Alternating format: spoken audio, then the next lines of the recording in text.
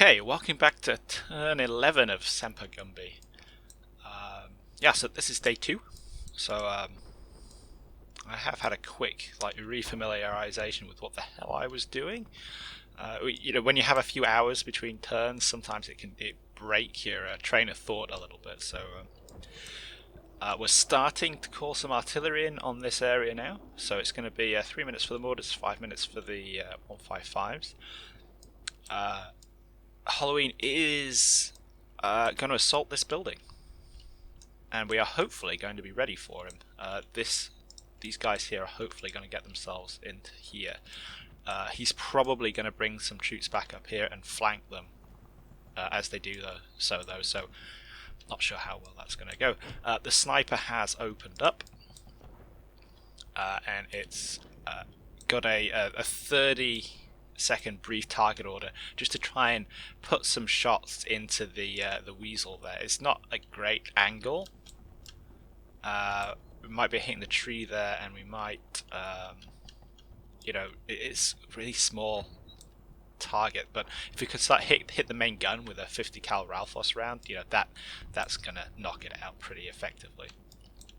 Plus, if he moves it forward to try and support his attack, or in fact to hit the sniper position, the small team is on it. They are just waiting for an opportunity to fire. They're on a target armor arc, so yeah, we'll see how it pans out. I haven't heard the plane for a while, and these guys, despite firing a javelin off, they haven't really noticed anything. They haven't really suffered any return fire, so they're going back upstairs in their buildings, so I can get a better idea of what's going on. That is about it, though. Let's press go and see how this develops over here. Oh, he's moving the weasel out. Haha, he just got hit. I think the sniper might have copped it, but he got a hit in on the weasel. Just might have knocked it out. I don't know, not sure what's going on there. Lots of gunfire. You can see down here on the flank, Halloween's pushing some troops up here into this building too. So as long as he's going slow and cautious, that's what we want.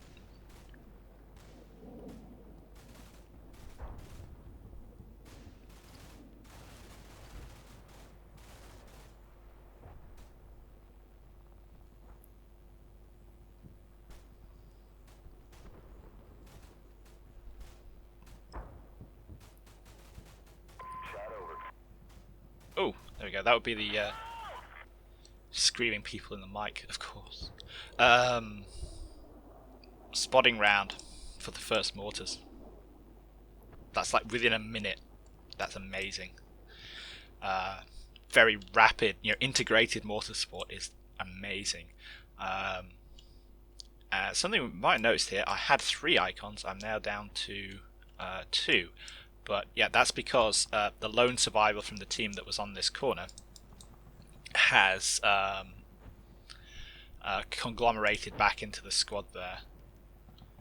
So we might do, if these guys get a rest, we might put them all back together and then rationalize the squad out with the combined squad thing. But let's see what actually happens. So it's going to start off with the sniper team. So some fire comes out comes the weasel, gets a shot into the side, so right hull, partial penetration.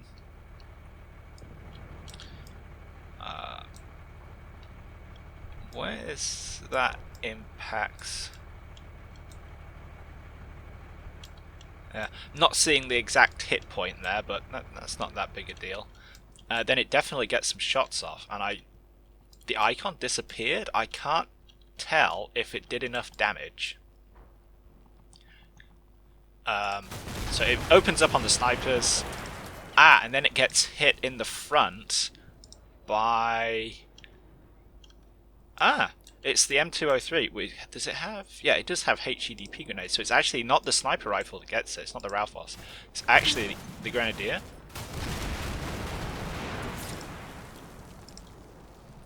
See, I can't... see if we can't track that M203 grenade. Ah, boom, yeah, there we go.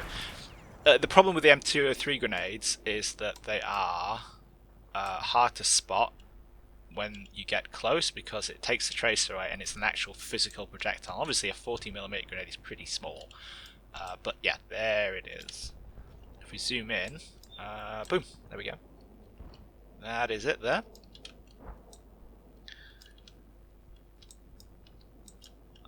That's a really good shot.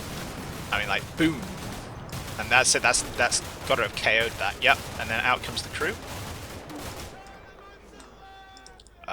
It's just a two-man crew in a Weasel. I mean, look at the size of the thing. You can't fit 3 people in there. Maybe the TO version has 3. I can't remember, but yeah. So that's the Weasel got knocked out. The marksman with the 50 cal has been, you know, annihilated by the 50 cal. By the 20mm cannon fire.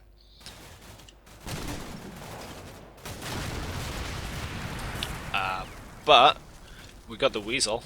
That's good. I think on the template I'm working on for what forces Halloween's brought here, I think he's only got 5. I think. And what I've seen so far would support that. So we've got this one here, which we have just knocked out. This one that we javelined because, you know, idiot pixel trapping. And then I can see these 2 back in this deployment area. So this doesn't stop the fact that they are really good. I really like the Weasels. And then these guys run away under fire. They're now on the ground floor where they can't really see very much. So we might push them into maybe this building here so they can cover this area again and look off that way. They still got some binoculars, yeah. Oh no, he's taking some pot shots. All power to him. The Marine in his rifle.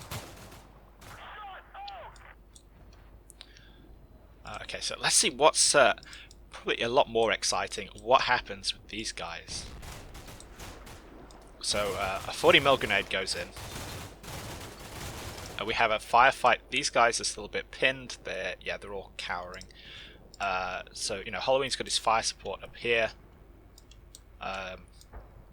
If he has got Gebirgsjäger, which I think he has, then they come in teams of 8, so they're much bigger than the Panzer Grenadier because there's a limit on how many bodies you can fit inside a Marder. So they have 8 guys, which works into 2 teams of 4. Each team has an MG4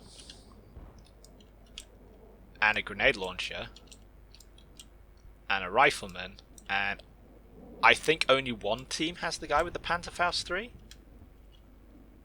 as opposed to 2. But yeah, so that's probably, he's got, you know, half the squad on Overwatch up here and the other half down here.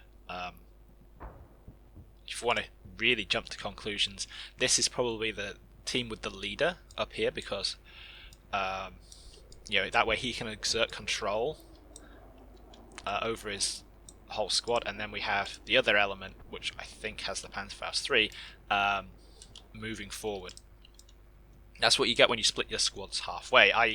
These circumstances, maybe I would split it into an assault element and a fire support element. So the assault element doesn't have to be very big, because it's quite risky when you're going in assaulting a building, like these guys may well discover.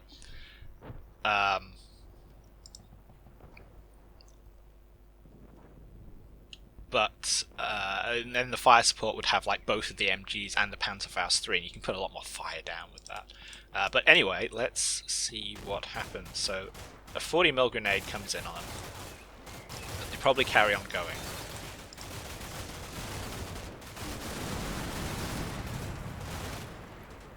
And there's a lot of fire coming out from this building here.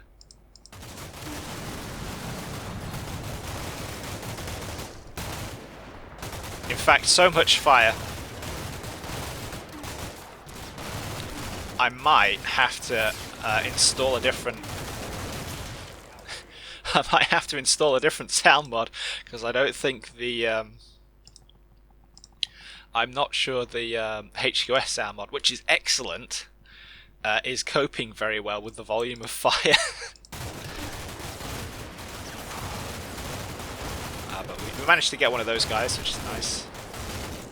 And it looks like that assault team coming across. Where are we? There they go. So they got hit by a grenade. Then there's quite a lot of fire around, and I think they changed their mind. And yeah, there's the guy with the Panzerfaust. He's just turned around. Yep. Excellent. So yeah, quite a complicated firefight going on here.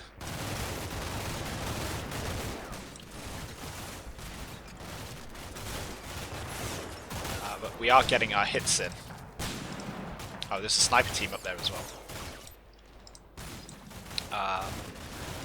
No casualties for me in this one, which is interesting.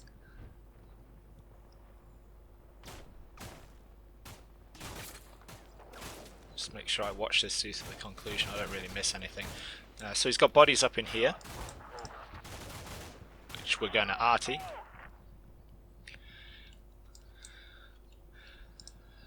These guys probably need to be somewhere else, because there's 3 of them still there hanging around at that window, and that is not healthy. And meanwhile, these guys, what actually happened with these 2 squads? I know they kind of conglomerated. So they came in, and they started putting loads of fire out on those guys in that building.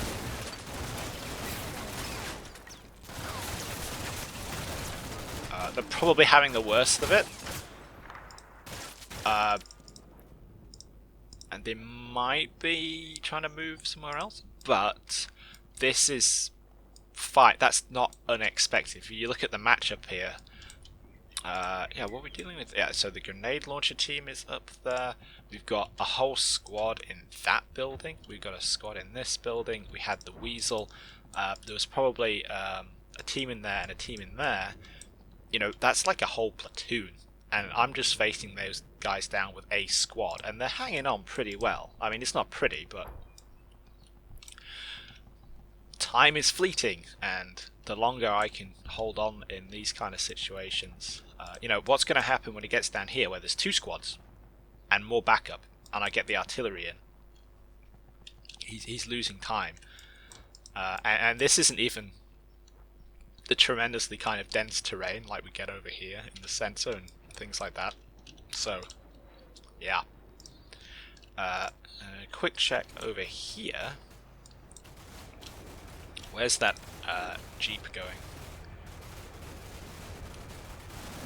I think it's technically, I think it's like a Wolf utility vehicle. It doesn't look. I think it's the same thing that Canadians had. They call it a G-Wagon. But yeah, over here we got, yeah, that's a team moving across the main road, spotted by the Javelin team set up in that building there. They're moving into this building. Remember in the last one, or before that, I can't remember exactly, we saw that recce team, the Aufklärung team, moving off this way. So he's probably moving that squad there, so that if this building here opens up on them again, like it did earlier, he can put fire down on there while he's maneuvering on it. Not in that building anymore, though. I'm now in this building. And if he moves up, I'm going to be engaging him at quite close range. We'll see how that pans out. Any more contacts? We've got some more infantry down here. I can't remember whether I said this earlier, but I've actually been properly eyeballing the German force setup. I think I have it nailed down. And one of the interesting things about German Gebirgsjäger squads here is there's 4 squads in the platoon-ish. 3 proper rifle squads, which is these 8 men, 2 fireteam deals, and then the command squad is like the platoon HQ and a GMG. So that would explain where the GMGs are coming from.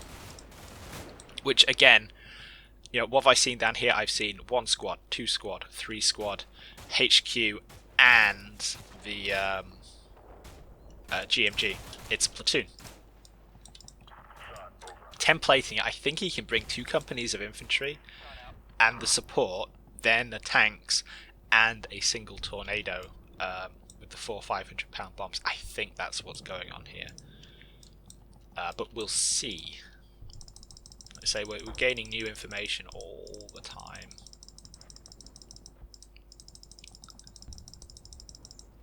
Okay, so there's nothing else on the quick run through that we are missing there.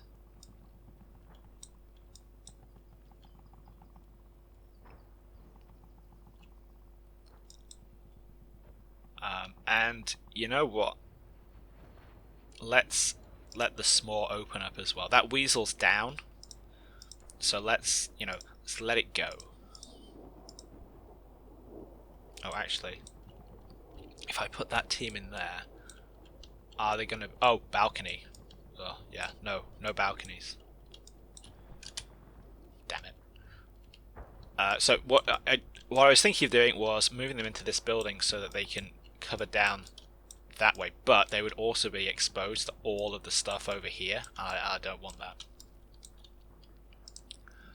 So let's move them into that building, and then that building, and then we'll pop them up there onto the top floor, where they can at least kind of contribute to suppressing those buildings there. I was going to put them in there so they could cover this back alley, but I have that pretty well covered as it is, actually, and we're not really seeing very much from Halloween in that direction, so yeah, we'll see.